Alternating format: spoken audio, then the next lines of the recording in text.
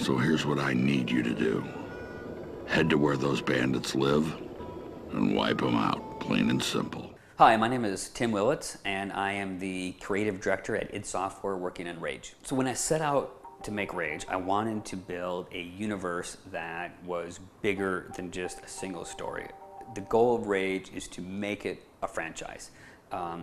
We've done that with even the iPhone version. The iPhone version of Rage centers around Mutant Bash TV, which is only a small part of the overall game. We've created a story and a universe that will go straight into a Rage 2.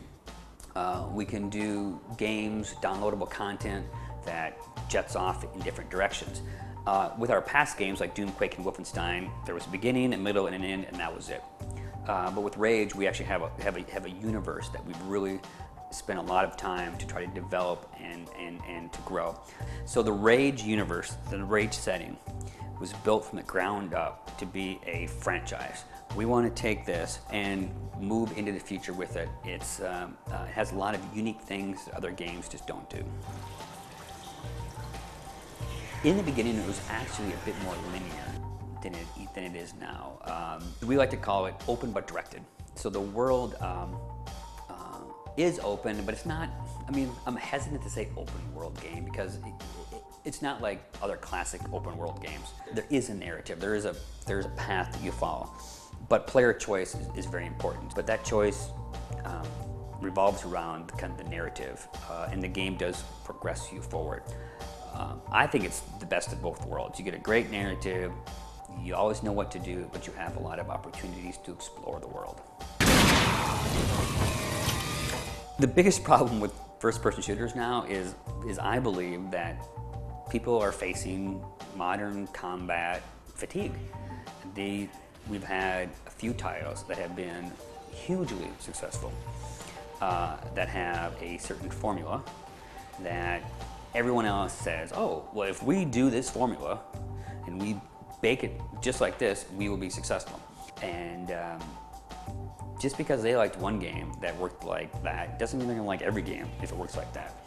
So with Rage, it doesn't follow any formula. Heck, it doesn't even follow stuff that we've done in the past, which has actually been a challenge. That's why you have to play it. And because it's different than I got 2 guns and I'm in a room full of Russians.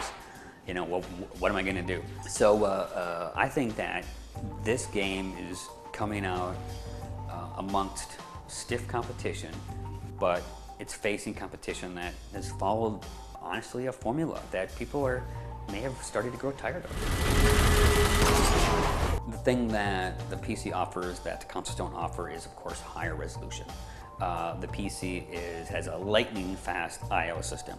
So the gigabytes of textures that we need to move from the media to the screen is much quicker.